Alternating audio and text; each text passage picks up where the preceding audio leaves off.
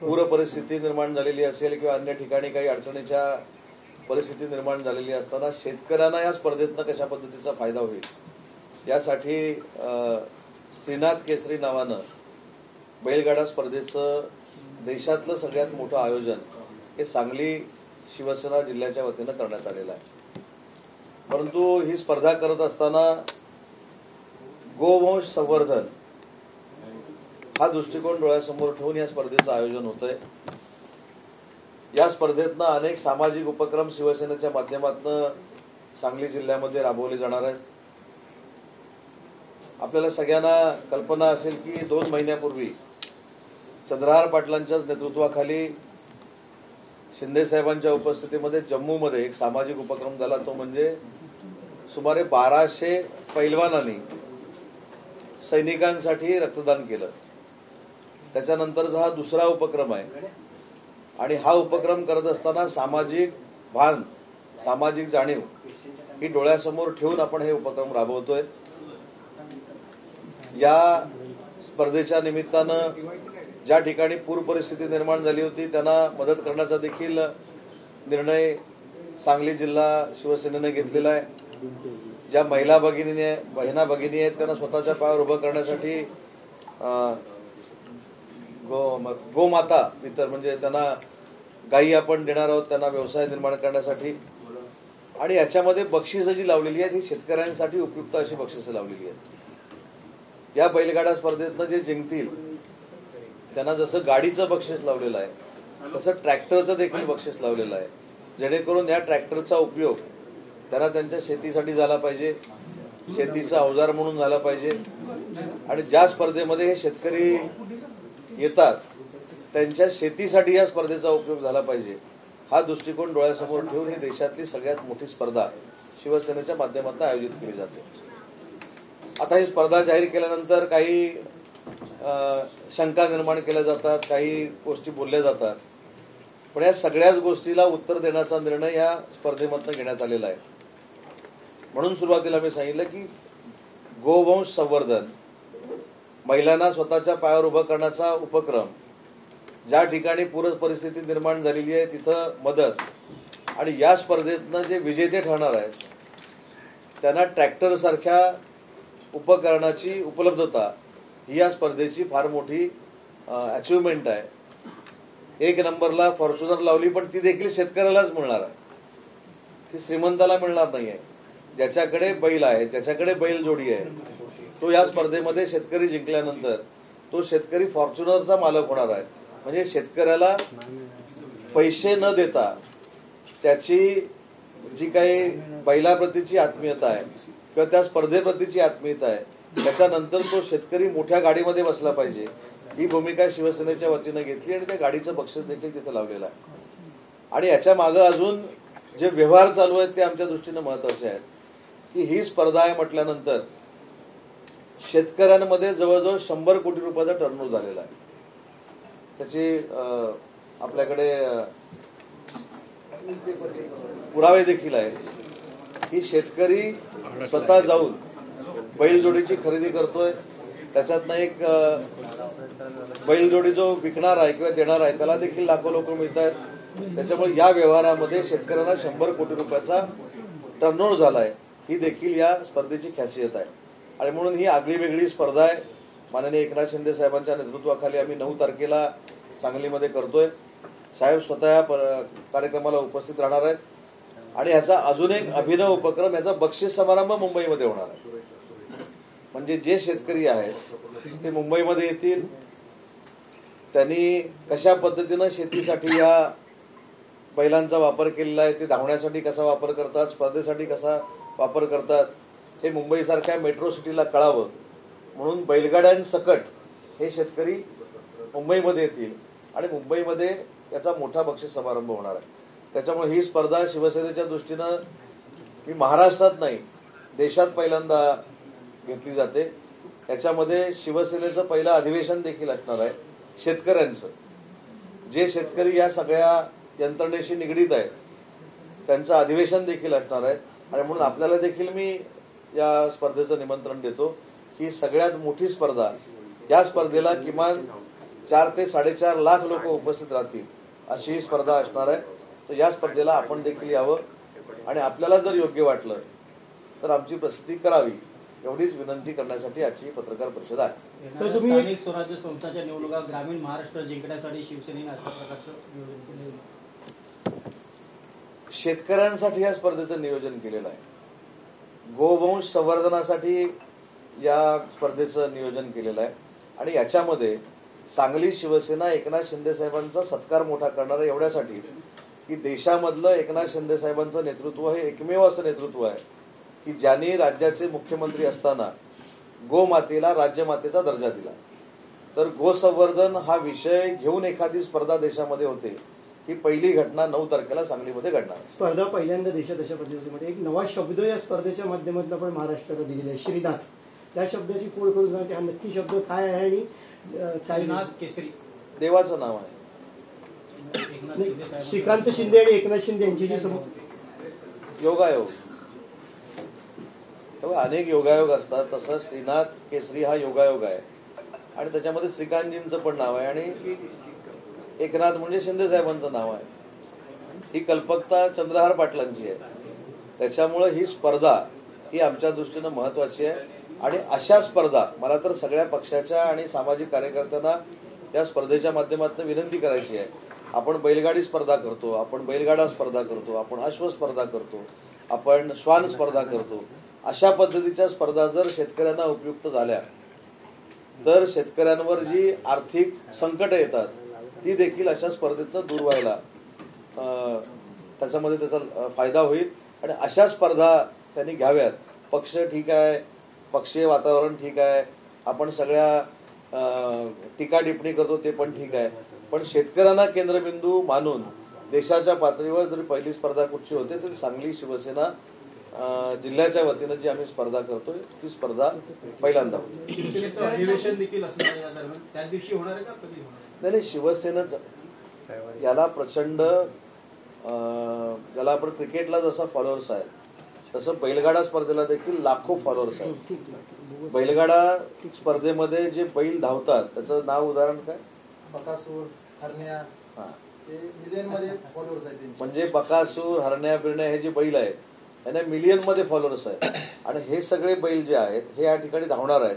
त्याच्यामुळे त्यांना बघायला लाखोंचा जनसमुदाय उपस्थित राहील अशी ही स्पर्धा आहे आणि त्याच्यातनं शेतकऱ्याचं देखील संवर्धन आणि गोवंश संवर्धन देखील आम्ही करणार आहोत. शेतकऱ्यांच्या मदतीसाठी ही स्पर्धा तर भरवली जाते, मात्र काही दिवसांपूर्वी जो पाऊस झाला राज्यभरामध्ये त्यामध्ये अजून शेतकऱ्यांना मदत पोहोचलेली नाही अशा प्रकारचं देखील अनेक ठिकाणाहून सुरू म्हटलं. आज संजय राऊतांनी सुद्धा म्हटलं की ज्याला मदत मिळेल त्या शेतकऱ्यांना आमच्या समोर आणा म्हणून. संजय राऊत पण आज म्हणाले ज्या शेतकऱ्यांना मदत मिळालेली आहे त्यांना आमच्या समोर आणा म्हणून. ते ठीक आहे, ते सकाळचं ते बोलतात आणि त्यांना बोललंच पाहिजे असं त्यांनी स्वतःवर एक बंधन टाकून घेतलेलं आहे. 8,500 कोटी रुपये शेतकऱ्यांना देण्याच्या संदर्भातला निर्णय हा शासनानं घेतलेला आहे. त्याच्यावर मदत व पुनर्वसन कार्यवाही देखील केलेली आहे. काल तर माननीय मुख्यमंत्री महोदयांनी स्पष्ट भाषेमध्ये दोन्ही उपमुख्यमंत्र्यांनी सांगितलेलं आहे की लवकरात लवकर हे शेतकऱ्यांच्या खात्यामध्ये जमा झाले पाहिजेत आणि याचं भान ठेवून देखील शेतकऱ्यांना या स्पर्धेतनं मदत व्हावी यासाठी देखील मदत करण्याचा निर्णय आम्ही सगळ्यांनी मिळून घेतलेला आहे. नियम जे आहेत नियम कशा प्रकारे कारण की अनेक लोक जे आहेत आक्षेप घेतात बैलगाडा स्पर्धेवर सुप्रीम कोर्टाने देखील मध्ये बंदी आणली. या सगळ्याचं हे घेऊन कशा प्रकारे आयोजन केले? शासनाचे जे नियम आहेत, कोर्टाचे जे आदेश दिले कोर्टाने या स्पर्धेसाठी लाठीकाठी वापरायची नाही किंवा अनेक जे अवजारं वापरायची जायची पूर्वी बैल पळवण्यासाठी त्यात अनेक प्रकार होते. बॅटरी होती किंवा शेपूट पिरगळणे, शेपूट चावणे असे अनेक प्रकार होते. पण त्यातलं सगळं जे शासनाचे कोर्टाचे जे नियम आहेत त्या नियमानुसार आपल्या ह्या स्पर्धा होणार. ह्यात 2 प्रकार होणार आहेत. 3 फेऱ्यांचं मैदान म्हणजे पट्टा पद्धत जी म्हणतो आपण, 10 गाड्या एकदम सुटणार, 1000 फुटाचं ते अंतर असतं. ही एक पद्धत होणार. आणि एक पद्धत, दुसरी पद्धत जी आहे ती कर्नाटक आणि महाराष्ट्रामध्ये खेळली जाते. एकदा गाडी सुटली की ती 6 ते 7 किलोमीटर पळून येते. म्हणजे त्यातला जो पहिला येईल तो विजेता होतो. म्हणजे त्या पद्धतीला एक फॉर्च्युनर गाडी ठेवलेली आहे आपण आणि त्या पद्धतीला एक फॉर्च्युनर गाडी ठेवलेली आहे. त्याचबरोबर श्वान स्पर्धा सुद्धा आहे. म्हणजे ह्या सर्व गोष्टी ज्या शेतकऱ्यांच्या घरात जोपासल्या जातात त्या सर्व आपण श्वानला सुद्धा आपण ट्रॅक्टर ठेवलेला आहे पहिलं बक्षीस. म्हणजे अनेक वेळा आपण बघतो की क्रिकेटरलाच BMW मर्सिडीज दिलेली बघतो आपण, पण आज शिवसेना पक्षाच्या वतीनं शेतकऱ्याचा फॉर्च्युनर देऊन सन्मान होणार आहे. म्हणजे हे देशातलं पहिलं उदाहरण असेल. मला वाटतं शेतकऱ्यांचा एवढा मोठा विचार करणारा शिवसेना हा पहिला पक्ष असेल. महिलांसाठी एक वेगळी त्यामध्ये आहे, त्यांना काय बक्षीस असतं? महिलांसाठी आपण महिलांची संख्या त्या क्षेत्रामध्ये थोडी कमी आहे की भविष्यात जास्ती व्हावी म्हणून आपण प्रत्येक सहभागी महिलेला चषक असेल किंवा ठराविक मानधन असेल अशा पद्धतीने देऊन त्या महिलांचा सहभाग कसा वाढवता येईल अशा पद्धतीनं प्रयत्न करणार आहोत. आणि त्यांचा एक गट म्हणजे साहेबांच्या हस्ते आपण साहेबांच्या समोर महिलांचा एक गट स्पर्धेमध्ये सोडणार आहोत. सर, एक काल भाजपकडून एक आहे तो सेफ याचा नारा दिला गेलेला आहे. काल एकनाथ शिंदेनी पण निवडणुका शक्यतो युतीत लढावी असेही केलंय. नक्की काय परिस्थिती, एक आहे तो सेफ आहे हे दिसेल या निवडणुकांमध्ये? आम्ही सगळे एकत्रच आहोत. महायुतीनंच आम्ही निवडणुका लढवणार आहोत. काल देखील आपल्याला माहिती असेल की माननीय एकनाथ शिंदे साहेबांच्या अध्यक्षतेखाली नेतृत्वाखाली आम्हाला सगळ्या मंत्र्यांना हे त्यांच्या शासकीय बंगल्यावर आम्हाला बोलवलेलं होतं. तिथं देखील आम्हाला स्पष्ट शिंदे साहेबांनी सांगितलं की आपल्याला महायुतीनंच निवडणुका लढवायच्या आहेत. स्थानिक पातळीवर जरी काही हेवेदावे मतभेद असतील तर ते आपण मिटवले पाहिजेत, कारण आपल्याला महायुतीनं या सगळ्या निवडणुकीला सामोरं जात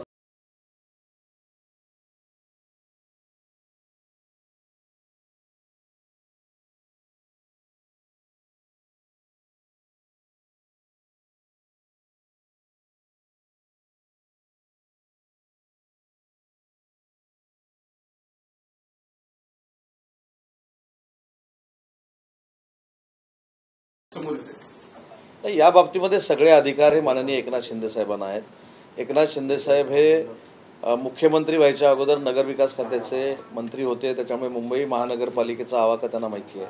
नंतर त्यांनी मुख्यमंत्री म्हणून काम केलं आहे आणि त्याच्यानंतर आज ते पक्षाचे मुख्य नेते म्हणून काम करत आहेत. त्याच्यामुळे तिन्ही भूमिका त्यांना माहिती आहेत, काय करायचं हे त्यांना माहिती आहे. आमचा त्यांच्यावर विश्वास आहे. त्याच्यामुळे शिवसेनेला किती जागा पाहिजेत, किती ठिकाणी शिवसेना लढणार आहेत, हे सगळे अधिकार एकनाथ शिंदे साहेबांचे आहेत आणि तो ते निर्णय घेतील. साधारण सध्या आपल्याकडे जो काही फॉर्म्युला किंवा जे काही सिटी नगरसेवक आहेत फुटीच्या नंतर ते असतील एकूण निवडून आले 84 होते, त्यानंतर आता किमान 60 ते 65 नगरसेवक आपल्याकडे सिटी नगरसेवक आहेत. अजून पक्ष प्रवेश होणार आहे, तर इतक्या सीट मिळाव्या का? आणि याच्या व्यतिरिक्त अधिकच्या उरलेल्या सीट ज्या आहेत त्यामुळे देखील काही 50-50 व्हावं असं काही आपला प्रस्ताव काही आग्रह किंवा काही चर्चा झाली? 50-50चा प्रस्ताव काय? तुम्ही अख्खा फॉर्म्युलाच सांगितलं की, त्याच्यामुळं हा असाच्या असा फॉर्म्युला आहे काय मला माहीत नाही. त्याच्यावर एकनाथ शिंदे साहेब, देवेंद्रजी, अजितदादा वेळ आल्यावर बोलतील, परंतु महायुतीनं सगळे आम्ही निवडणूक लढवणार आहोत हे नक्की आहे. ज्या जागा निवडून आल्या त्या स्वाभाविक त्या पक्षाला देण्याची जनरल प्रथा असते. त्यानुसार 84 निवडून आलेले आहेत, 6 मनसेचे आले होते आणि 3 अपक्ष, 93 जागा ज्या आहेत त्या 93 जागांमध्ये आपला प्राथमिक दावा आहे की ह्या जागा तरी आपल्याला मिळाव्यात. अभंग तोच आहे, फक्त चाल बदललेली आहे. उत्तर पण तेच आहे की एकनाथ शिंदे साहेब जो निर्णय घेतील तो आम्हाला मान्य आहे आणि तिन्ही पक्षाला सन्मानपूर्वक अशी वाटाघाटी होतील आणि तिकीट वाटप होईल, पण महायुती नक्की होईल. शिवसेनेकडनं सांगितलं जातं की सन्मानपूर्वक आम्ही म्हणजे एकत्र निवडणूक सामोरं, मात्र भाजपामध्ये नवीन माझे आमदार जे येत आहेत ते स्पष्ट सांगताय की आम्ही म्हणजे स्वबळावरतीच जिल्ह्यामध्ये भाजपाचा झेंडा लावणार आहे. त्यामुळे ते शिवसेनेला गिनतीतच घेत नाही. मग यावरती समन्वय म्हणून महायुतीच्या समन्वयकांमध्ये यावर चर्चा होईल का, चर्चा झाली का, याचा काही विचार केलाय? गिनती हा शब्दप्रयोग तुम्ही केला, त्याने कधीही केलेला नाही. आणि तुम्ही काय म्हटलं, नवीन येतात ते बोलतात ना, पक्षांतर करणार आहे, पक्षांतर नवीन येतात ते बोलतात, जुने ठरवतील ना काय करायचं ते. त्यांना सांगितलं पाहिजे म्हणजे त्या पद्धतीने. त्यांना सांगायचं न सांगायचं हा नंतरचा विषय आहे, पण नवीन जे येत आहेत ते उत्साहाच्या भरात किंवा मुख्यमंत्री महोदयांना खुश करण्यासाठी, पंतप्रधान महोदयांना खुश करण्यासाठी, अमित शहा साहेबांना खुश करण्यासाठी कधीच बोलत असतील, परंतु जुने जे आहेत ते ठरवतील काय करायचंय. आणि जुन्यांवर आमचा पूर्ण विश्वास आहे, देवेंद्रजींवर आमचा विश्वास आहे. देवेंद्रजी आज सरकारचं नेतृत्व करतायत, त्यांना महाराष्ट्र माहिती आहे.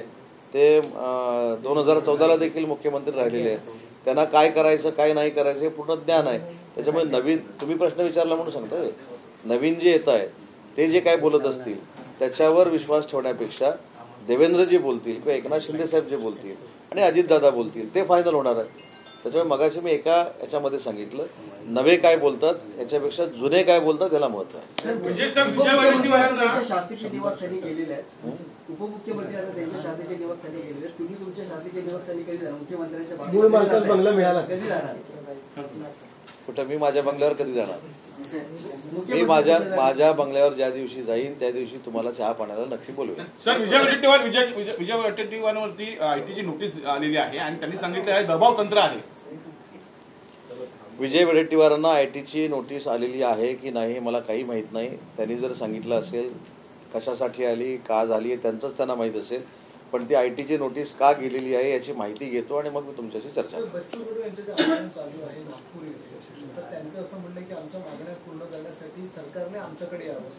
सरकारचं असं म्हणणं आहे, गिरीश महाजन म्हणतात की तुम्ही आमच्याकडे, काल बैठक देखील आयोजित करण्यात आली होती सह्याद्री अतिथीगृहाला, कोणीही तो उपस्थित राहिला नव्हता त्या बैठकीत, शेवटी बैठक रद्द करावी लागली. पण काय वाटतं या संपूर्ण आंदोलनाच्या संदर्भात? आणि बच्चू कडू कधी ना कधी आपल्या सोबत होते, ज्यावेळी सरकार होतं, एकनाथ शिंदे मुख्यमंत्री होते त्यावेळी आपल्यासोबत होते, ते आपले एक मित्र पक्ष म्हणून. नाही, बच्चूभाऊ हा शेतकऱ्यांसाठी काम करणारा एक नेता आहे, हे कोणी नाकारणार नाही. परंतु माझी देखील त्यांना विनंती आहे की शेतकऱ्यांच्या हिताचे प्रश्न सोडवण्यासाठी किंवा शेतकऱ्यांच्या हिताचा निर्णय घेण्यासाठी सरकारबरोबर चर्चा झाली पाहिजे. आणि मुंबईमध्ये ही सगळी यंत्रणा असते, सगळे प्रधान सचिव असतात, SES असतात, मुख्य सचिव असतात. अशी जर बैठक गिरीश महाजन साहेबांनी लावली असेल किंवा मंत्री महोदयांनी लावली असेल तर त्या बैठकीमध्ये येऊन शेतकऱ्यांचे प्रश्न बच्चूभाऊ आणि त्यांच्या सहकार्याने सोडून घ्यावेत ही माझी देखील त्यांना विनंती आहे. आणि बच्चूभाऊंनी त्यांच्या राजकीय कारकिर्दीमध्ये शेतकऱ्यांना न्याय देण्याची भूमिका घेतलेली आहे, शेतकऱ्यांसाठी लढा दिलेला आहे, दिव्यांगांसाठी लढा दिलेला आहे. त्याच्यामुळे त्यांच्याबद्दल आम्हाला सगळ्यांनाच आदर आहे. ग्रामीण महाराष्ट्रामध्ये भाजपचे प्रदेशाध्यक्ष रवींद्र चव्हाण मोठ्या प्रमाणात इतर पक्षातून पक्षप्रवेश मोठ्या प्रमाणात करतात. शिवसेना त्यांच्या पक्षातून देखील काही पक्षप्रवेश ते सातत्याने करतात. सोलापूरमध्ये देखील पक्षप्रवेश करतात. तुमची काय प्रतिक्रिया? त्यांचं एकला चलवरीमध्ये धोरण चालू आहे. अंबरनाथमध्ये देखील शिवसेनेच्या शिंदे गटाच्या लोकांचा पक्षप्रवेश भाजपकडे करून घेण्यात आला, ते देखील स्वतः रवींद्र चव्हाण त्या ठिकाणी उपस्थित होते. मला असं वाटतं की या बाबतीमध्ये आम्ही समन्वय समितीमध्ये चर्चा केलेली आहे, मी आणि शंभूराज देसाई साहेबांनी. माझी देखील काल चंद्रकांत बावनकुळे साहेबांशी याबाबत चर्चा झालेली आहे. असं होऊ नये की शेवटी अशा पद्धतीनं सुरुवात झाली तर मग जिल्हा स्तरावरचे कार्यकर्ते विरोधकांचे कार्यकर्ते घेण्याऐवजी महायुतीतलेच कार्यकर्ते घेत राहतील आणि त्याच्यामध्ये त्यांची एनर्जी वेस्ट होईल. प्रत्येकानं एक समजून घेतलं पाहिजे, प्रत्येकानं ठरवलं पाहिजे की आपल्या वागण्यामुळं, आपल्या बोलण्यामुळं किंवा आपल्या अशा पक्षप्रवेशांमुळं महायुतीमध्ये कुठे दरी निर्माण होईल अशा पद्धतीची भूमिका कोणीच घेऊ नये. हे माझ्यासाठी देखील आहे, आमच्या सगळ्यांसाठी आहे. आणि शिंदेसाहेबांची देखील हीच भूमिका आहे की जिथं महायुतीनंच लढायचं आहे त्याच्यामुळे एकामेकाचे कार्यकर्ते घेण्यात काहीच अर्थ नाही. UBTचे घेतले तर चालतात, राष्ट्रवादी काँग्रेस आहे. आता काल रत्नागिरीमध्ये एक प्रवेश झाला, आमच्या महिला भगिनी आहेत, त्या रत्नागिरी जिल्हा काँग्रेसच्या सरचिटणीस होत्या, त्यांचा आम्ही प्रवेश करून घेतला. तर मित्रपक्षांमध्ये एकमेकाचे प्रवेश होऊ नयेत ही प्रामाणिकपणाची भावना असली पाहिजे. मुंबई महापालिकेमध्ये शिवसेना ठाकरे गटाचं नेतृत्व जे आहे ते आदित्य ठाकरे करतात आणि त्यांच्याकडनं असं सांगण्यात आलं की 70 वर्षापेक्षा जास्त उमेदवार कोण असेल त्याला 60 वर्षापेक्षा जास्त त्याला उमेदवारी दिली जाणार. जे 2 टर्म आहेत त्यांना देखील उमेदवारी दिली जाणार आणि तरुण जे आहेत चेहरा त्यांना जास्तीत जास्त उमेदवारी दिली जाणार. जे जुने जाणते आहेत शिवसैनिक ज्यांनी शिवसेना पक्ष मोठा केला आहे मराठीमध्ये त्यांना आता कुठेतरी साईडलाईन केलं जातं. नवीन चेहऱ्यांना संधी म्हणजे जुन्यांना सांगून नवीन चेहऱ्यांना दिलं जातं ज्यांनी पक्ष मजबूत केला अशा लोकांना. तुमची काय? चांगलं आहे ना.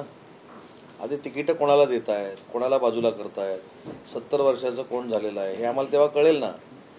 70 वर्षाचे झाले म्हणून ज्यांना किती 60 तेच त्यावेळी कळेल ना कोण 60 वर्षाचं झालंय, कोण 65 वर्षाचं झालंय.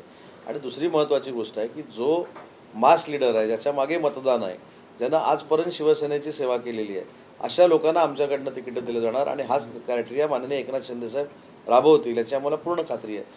पण ज्यांची गरज संपलेली आहे त्यांना तिकीट द्यायचं नाही हा एक क्रायटेरिया असतो, तो त्यांच्याकडनं कदाचित लावला जात असेल.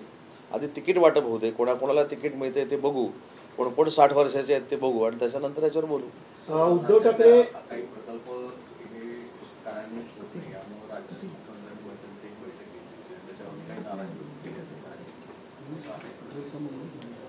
मला तर असं वाटतं की प्रकल्पांच्या म्हणजे उद्योग विभागाच्या प्रकल्पांच्या बाबतीमध्ये माननीय मुख्यमंत्री महोदय हे समाधानी आहेत, आम्ही स्वतः समाधानी आहोत.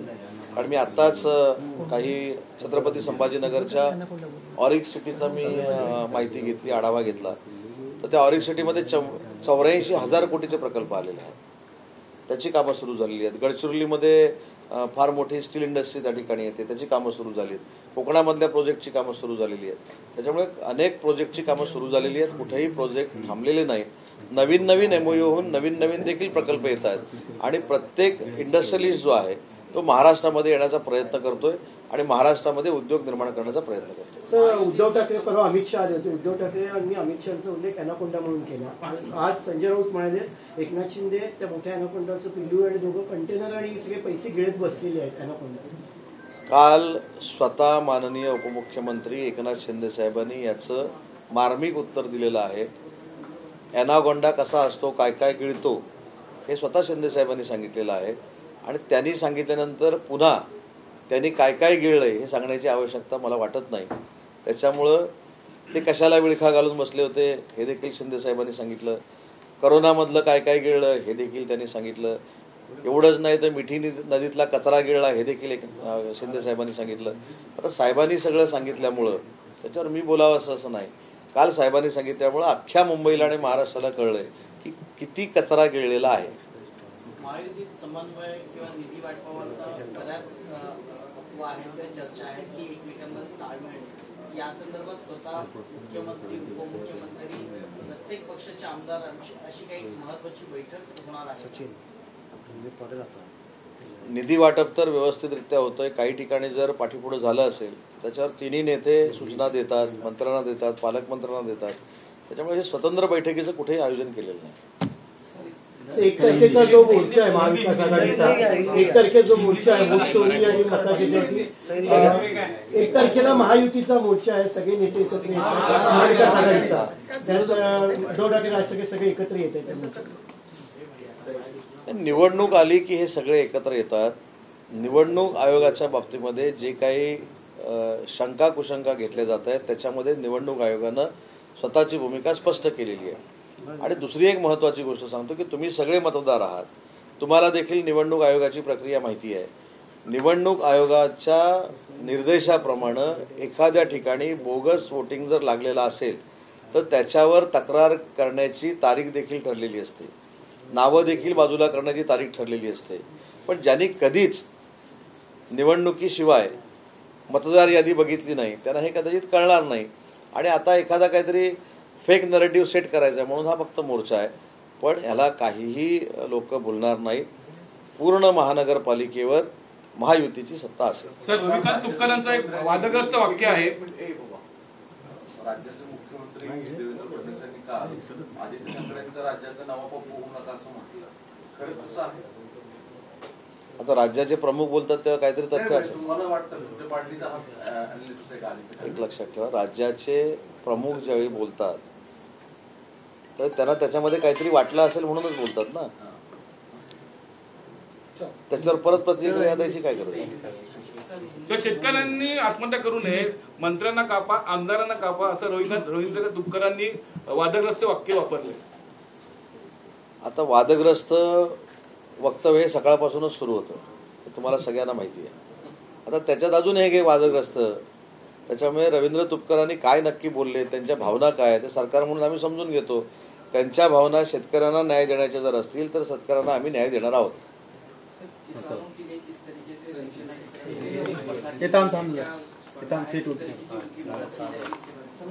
नहीं, ये जो बैलगाड़ा स्पर्धा है वो गोवंश संवर्धन के लिए भी हम कर रहे हैं. 9 तारीख को माननीय एकनाथ शिंदे साहब के उपस्थिति में ये प्रोग्राम होने वाला है. इसमें जो खेती करने वाले सब फार्मर हैं उनको भी न्याय देने का प्रयास ये स्पर्धा के माध्यम से होने वाला है. इसका प्राइस ट्रैक्टर है, गाड़ी है. जो हमारे महिलाएं हैं उनको उनका खुद का व्यवसाय शुरू करने के लिए हम कुछ काय अपन खुद के बलबूते पे व्यवसाय होने के लिए हम मदद कर रहे हैं. और दूसरी बात है, जहाँ पूरा जन्य परिस्थिति है वहाँ के जो खेती करने वाले हमारे लोग हैं उनके लिए भी सपोर्ट करने का निर्णय इस स्पर्धा के माध्यम से हमने लिया है। सर, जिस तरह से नागपुर में किसानों सड़क पर बैठे हैं, रेलवे को रोको कर रहे हैं, विपक्ष कह रहा है कि सरकार जो है किसानों की बात सुन नहीं रही है, और संजय राउत तो कह रहे हैं कि मंत्रियों को जूती से मारना चाहिए। वो लोग कह रहे हैं कि वहाँ पर आके सरकार बात करनी वो बोल चाहिए। रहे हैं, उसमें नया क्या है, वो 4 बरस से ही बोल रहे हैं। किसानों को लेकर आपकी क्या मांग है, सरकार की क्या भूमिका है, क्योंकि सरकार को लेकर हम संवेदनशील किसानों के साथ है, किसानों के लिए जो जो करना चाहिए वो करेंगे, और जो ये बोल रहे हैं वो ये नई बात नहीं है, वो 4 साल यही बोल रहे हैं, उसमें नया क्या है, लेकिन हम किसानों के साथ हैं। बच्चू कडू जिस तरीके से आंदोलन कर रहे हैं ट्रैक पर भी, जहाँ मैं नागपुर में कई जगहों पर किया है, भारत बंद का भी बात की जा रही है, किस तरीके से देखते हैं बच्चू? नहीं, बच्चू भाऊ ये किसानों के लिए काम करने वाले एक नेता है, वो एक नेतृत्व है, उनके मन में क्या है हम उनसे बात करेंगे। मेरे ख्याल से कल ही शासन की तरफ से एक मीटिंग का आयोजन किया था, लेकिन वो नहीं आए, तो मेरी भी उनसे विनती है, हम किसानों के साथ हैं, किसानों को सपोर्ट करना ये हमारी महायुति की जिम्मेदारी है, इसके लिए जो जो कुछ करना चाहिए वो पक्का हम करेंगे। संजय राउत कह रहे हैं कि बीजेपी सबसे बड़ा एनाकोंडा है और उसका बच्चा पिल्ला है, उप मुख्यमंत्री उनका नाम लिया, और उन्होंने कहा वो कि क्या कर रहे हैं तो हम क्या कर रहे हैं वो देखो ना। अभी वो तो सुबह सुबह कहते ही है, वो 4 साल से चल रहा है, तो अभी हमारा सोचो ना कभी तो। नहीं, जिस तरह से भाषा का इस्तेमाल कर रहे हैं, कह रहे कि पैसे नहीं, वो 4 साल से है ना, की आदत है।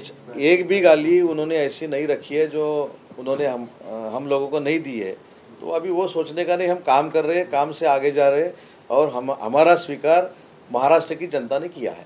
आदित्य ठाकरे महाराष्ट्र के पप्पू न बने, ये मुख्यमंत्री कह रहे हैं, जिस तरह से वोट चोरी को लेकर लगातार अभियान छेड़े हुए। मुख्यमंत्री महोदय ने बयान देने के बाद उनके मंत्रिमंडल के मंत्री ने बयानबाजी करना अच्छी बात नहीं है।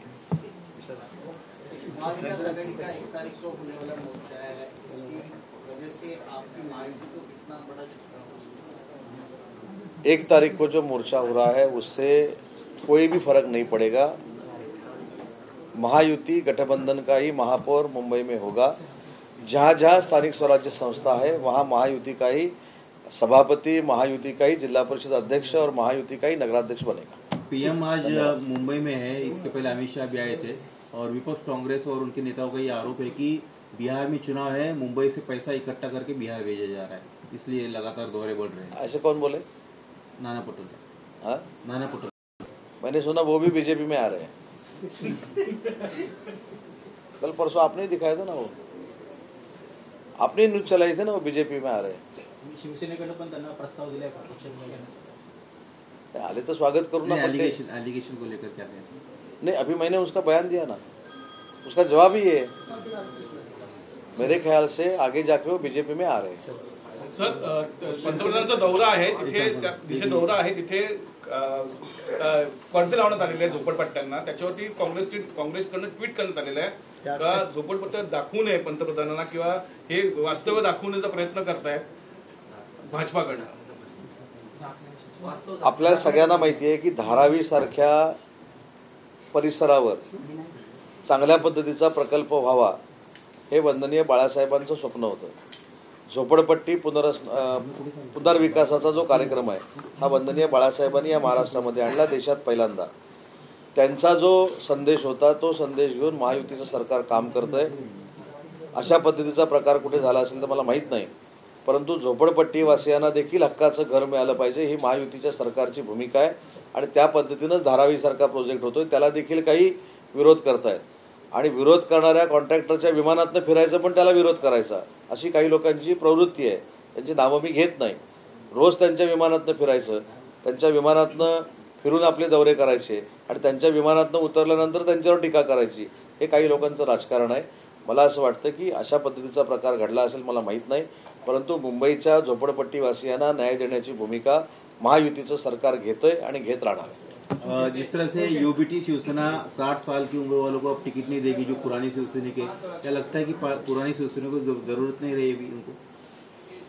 नहीं, एक तो पहला टिकट का बंटवारा होने दो, हम लोगों को भी पता चलना चाहिए कि अबव 60 कौन है, बिलो 60 कौन है, ये तो हमको देखने दो। और ये तो उनकी पहले से ही स्टाइल है कि जो उनके साथ काम कर रहा है, जो उनके साथ सपोर्ट कर रहा है, उनको बाजू में रखना, उनकी स्टाइल ही है, ये कोई नई बात नहीं है। लेकिन टिकट का बंटवारा होने के बाद इस पे हम कह सकते हैं कि क्या हुआ है। धन्यवाद। सांगा ना चंद्रहार 2 मिनिटं सांगा इथे